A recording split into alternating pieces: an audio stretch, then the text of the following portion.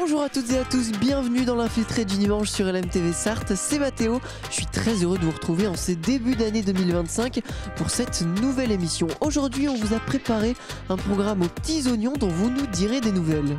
Dans notre balade sartoise aujourd'hui, un bond dans le passé avec le musée des boutiques anciennes à la Chartres-sur-le-Loir, où Grégoire Courtin, le créateur, a recréé de véritables boutiques du XXe siècle. Il nous racontera l'histoire de ces artisans commerçants dont il retrace la vie à travers plusieurs centaines d'objets. Si vous avez toujours rêvé de devenir barman ou barmaid, c'est le moment de passer à l'action dans un lieu qu'il faut que vous connaissiez absolument. C'est la Brasserie à Jupille, un bar associatif qui vous propose de boire un verre mais aussi de passer derrière le comptoir en devenant bénévole, un concept assez original qui a déjà séduit plus de 1500 adhérents. Depuis plus de 50 ans, c'est l'un des rendez-vous annuels des Sartoises et des Sartoises. La Flambée est de retour à la salle des concerts du Mans pour présenter sa nouvelle revue Euphorie. On ira se promener dans les coulisses à la rencontre des artistes et du staff du spectacle, quelques minutes avant leur entrée en scène et le lever du rideau. Et enfin, on terminera du côté de Mulsanne avec le club de foot de l'ASMT qui affronte aujourd'hui Guingamp dans le cadre des 32e de finale de la Coupe Gambardella. On va aller un petit peu tatillonner du ballon en parlant avec les bénévoles, mais tout de suite, on file à la Chartres-sur-le-Loir. On sort la machine à remonter dans le temps de l'infiltré, on fait un bond dans le passé d'un siècle en arrière et on se retrouve ici à la Chartres-sur-le-Loir devant le musée des boutiques anciennes qui rassemble tout un tas d'objets datant de boutiques ayant réellement existé au XXe siècle. On vient d'entrer dans cette fantastique quincaillerie ici rue Nationale à la Chartres-sur-le-Loir et je suis avec Grégoire Courtin. Bonjour Grégoire. Bonjour, comment allez-vous ? Je vais très bien, je suis très heureux d'être ici. C'est impressionnant cette boutique.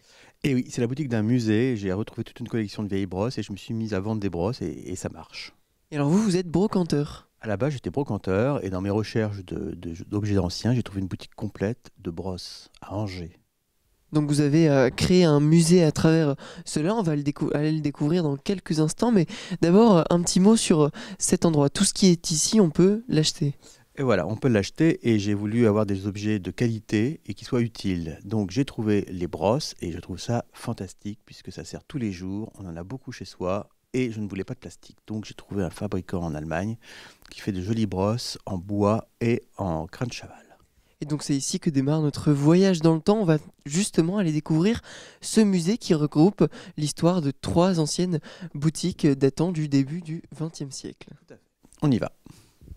On a pris une petite porte dérobée dans la quincaillerie, on a traversé le jardin, on a perdu quelques degrés et on se retrouve dans la première pièce de ce musée époustouflant, Grégoire. Époustouflant puisque effectivement toute une collection de balais, brosses, plumeaux qui vient d'un seul endroit à Angers et qui date de 1920. Alors on devine le nom de Charles Pelletier, écrit sur les murs, qui est-ce ? Et oui, Charles Pelletier, c'était le propriétaire. Il s'appelait Charles Pelletier depuis le XVIIIe siècle, de père en fils. Donc ils étaient plein de générations de Charles Pelletier. Et celui-ci, c'était le 5e du nom. Et après, c'était Charlotte Pelletier qui a repris l'affaire avec son mari Pierre Lanne. Et donc ici, vous avez reconstitué sa boutique. Exactement, avec tout son stock et toute sa vie. J'ai toute sa vie, son stock et toutes les différentes brosses qu'on avait en France en 1920. À quel moment est-ce que vous vous êtes dit, tiens, j'ai envie de collectionner tous ces objets et de les ramener chez moi ? C'est quand je me suis aperçu que j'avais la vie du monsieur, donc je veux garder cette histoire et préserver notre patrimoine français d'il y a 100 ans. Ça en fait beaucoup de brosses quand même. Il y en a au moins 30 000. Autant ? Et oui, partout, il y en a partout. Les brosses à dents, regardez, juste là, tout le rayon brosse à dents, rayon brosse à ongles, brosse pour les chaussures, brosse pour les vêtements, brosse pour les meubles, brosse pour le corps. Des brosses à tout faire. Pour tout, pour tout. Et celle-ci qui m'intéresse un peu particulièrement puisque je l'appelle la brosse punk. Regardez comme elle est drôle, en forme de Iroquois. Et c'était pour nettoyer l'arrière de l'armoire. Regardez bien. Hop. Et la corniche. Très pratique pour les femmes de ménage à l'époque. Et alors pourquoi la broc punk ? Parce qu'il y a ces petites formes voilà, de crête. C'est moi qui l'appelle comme ça. Elle devait s'appeler, je ne sais pas comment elle s'appelait. Mais comme j'ai tous les catalogues, mais il n'y a pas de nom pour cette brosse. Alors c'est impressionnant, mais il y a encore d'autres pièces à aller découvrir. On y va ? Je vous suis, on y va. Une fois qu'on a des brosses, eh bien c'est bien d'avoir un chapeau pour le mettre sur la tête et s'habiller un petit peu, surtout quand il fait un peu frisquet. Et justement, c'est l'histoire, une nouvelle histoire qui s'ouvre à nous. Tout à fait, Mathéo. Toutes les personnes en 1900 avaient un chapeau, femmes, hommes et enfants. Et là, j'ai retrouvé une chapellerie complète qui était à Ciel-Guillaume, à 20 km au nord du Mans. Et j'y ai retrouvé l'intégralité, même les portes, l'enseigne que vous avez là-haut, le sol de chez Victor Danto, les chapeaux melons, les chapeaux en paille, les chapeaux de forme. Tout le monde avait un chapeau, la casquette torpedo, la casquette des gens chics.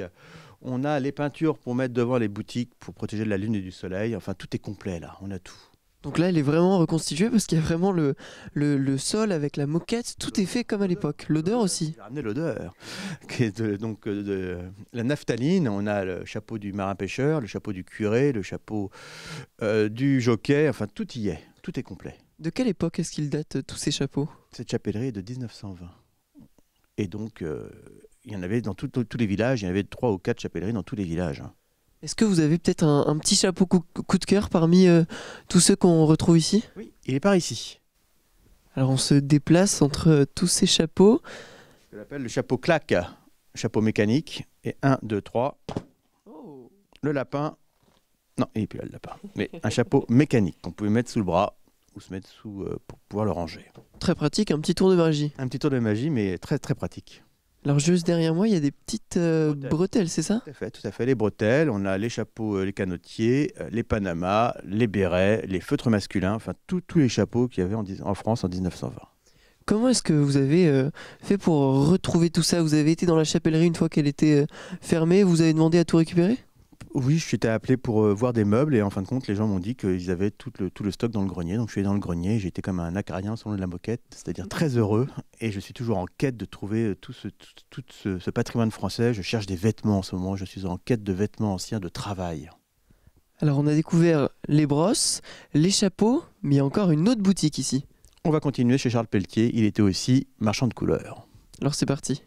On a retrouvé Charles Pelletier qui ne collectionnait, enfin qui ne vendait pas que des brosses, mais aussi de la couleur. Effectivement, marchand de couleurs, donc c'était le début pour le tableau de l'artiste peintre qui allait chercher sur le marchand de couleurs sa peinture. Donc vous avez derrière moi tous les pigments dans les petits bocaux 19e, on les avait dans des boîtes. On a un très beau parasol d'aquarelliste avec l'intérieur noir pour la neutralité de la couleur, l'enseigne de la palette d'or qui se trouve au-dessus, et ce qui est assez rare, vous avez tous les mannequins de peintres articulés là pour donner les attitudes et pour pouvoir s'entraîner. Les boîtes de peinture pour aller en campagne qui se trouvent juste derrière, tous les livres de comptes, toutes les boîtes, les nuanciers, les chevalets, les encres, les palettes, les fusains, les boîtes d'aquarelle et les boîtes de pastel. Tout ce qu'il faut pour peindre. Exactement, tout le patrimoine encore français de 1900. Et donc c'est-à-dire ces petites maquettes, ces petites figurines, oui. On les mettait devant soi pour avoir un modèle. Alors, soit on s'entraînait pour avoir l'attitude de la position du cheval, ou alors pour un être humain, on pouvait poser le modèle et le modèle pouvait rentrer chez lui et on gardait cette position pour pouvoir finir le tableau le soir. Parce que ça prenait beaucoup de temps de faire des tableaux de bustes par exemple. Exactement, et pour garder l'attitude et la position pour la garder bien en tête. Alors les pigments comme ça, on les mettait avec un produit particulier, ça se transformait en couleur? Exactement, de la térébenthine, ils faisaient leur mélange pour trouver la bonne couleur, pour faire leur ciel, leur paysage, et avant l'arrivée du tube, qui a été révolutionnaire pour eux. Alors, donc il y a les crayons de couleur, la peinture, et là-bas il y a aussi de l'encre, j'ai l'impression, c'est ça? Exactement, on a de l'encre là-bas, donc pour aussi dessiner et écrire, et vous avez les encriers à pompe qui étaient avec un système de pompe pour que l'encre ne sèche pas. C'est assez judicieux. Et alors aujourd'hui, des marchands de couleurs comme celui-ci, ça n'existe plus. Oh si, il en reste quelques-uns à Paris, des grands noms comme Sennelier, qui sont toujours sur les quais. Si, il en reste encore quelques-uns pour les artistes peintres. Il reste encore des artistes de nos jours. Alors on est dans ce marchand de couleurs, mais juste à côté, il y a une autre pièce qui m'intrigue aussi. Il y a tout un tas d'objets avec plein de vitrines. C'est super beau. C'est quoi cette pièce? Eh bien écoutez, ici nous sommes dans mon cabinet de curiosité, tout ce que ma femme ne veut pas dans la maison, donc je l'ai installé ici. Donc objet de curiosité, sciences naturelles, tout ce qui est nature et un petit peu bizarre. Vous avez une table de dissection ici par exemple, qui est en ardoise et qui est toujours très fraîche. Et à quoi ça sert cette petite gouttière? C'était pour que le sang puisse s'écouler dans le seau qui est juste derrière, quoi. C'est très gai. Très sympathique. Impeccable ça. C'est quoi tous ces petits flacons juste ici? Nous avons toute une vieille pharmacie là, de 1900 aussi, avec tous les médicaments qui sont intacts dans les petits bocaux bien bouchés par des bouchons en liège. Et si on continue, on a encore toutes sortes d'objets. Des danes, prothèses de la guerre 14-18, des cornets acoustiques, des ventouses, des objets scientifiques. Enfin, tout est là pour faire peur aux enfants. Oui, c'est un peu impressionnant, surtout ce petit poisson piquant, c'est un vrai? Le poisson lune, là, qui se gonflait pour faire peur. Quand il avait peur, il se gonflait pour essayer d'impressionner son voisin. Alors on continue d'avancer. Et c'est quoi un La coco-fesse? la plus grosse du monde. Et regardez, ça ressemble à des fesses. Donc c'est pour ça qu'on appelle ça un coco-fesse. Et- Des coraux, des objets naturels. On a un alguier, un monsieur qui collectionnait les algues. On a des bouquins d'anatomie, pas très gais, mais c'était pas mieux avant. Hein. On est mieux aujourd'hui.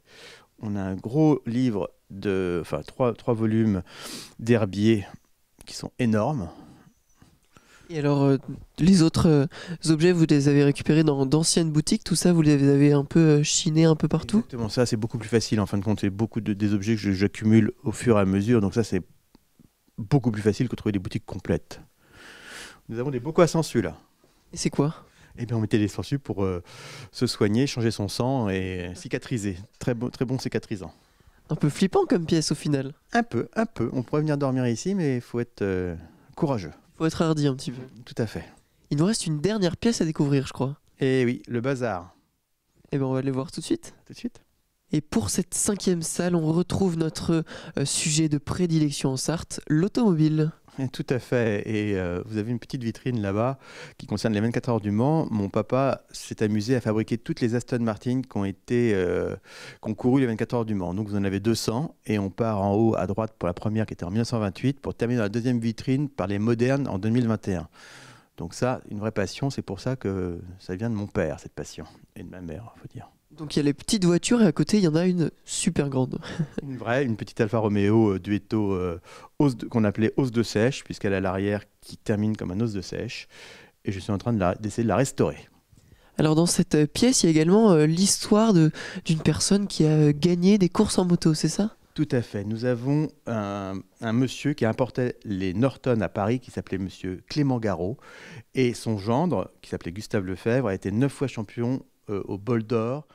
Vous avez un panneau qui se trouve là-bas, donc il y a tout son pédigré, tous ses records, une moto donc, qui venait de chez Monsieur Garot, on a le casque du papa, les coupes du papa, les photos du papa, l'album du papa, le bureau, enfin tout vient de chez Monsieur Lefebvre, surnommé Tatave. Donc tout lui appartenait. Tout lui appartenait.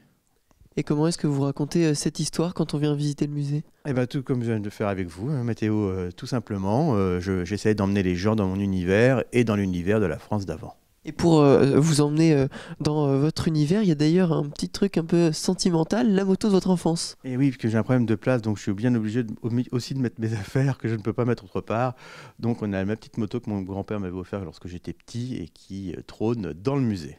Il y a même l'huile pour la voiture. Tout y est, on peut repartir, il n'y a pas de problème. Tout est là pour faire rêver d'une part et aussi fonctionnel qui fonctionne. Alors comment est-ce qu'on fait si on a envie de venir visiter ce musée des boutiques anciennes? Alors comme je raconte une histoire, c'est uniquement par rendez-vous. Donc il faut me téléphoner à mon téléphone ou me passer un SMS puisqu'on ne capte pas très bien dans le village. Et ensuite on prend rendez-vous et je fais la visite. Et est-ce que vous pouvez rappeler l'adresse? Au 20 rue Nationale à la Chartre-sur-le-Loir. Merci beaucoup Grégoire. Merci Mathéo. Et on se retrouve nous dans quelques instants, on file à Jupille.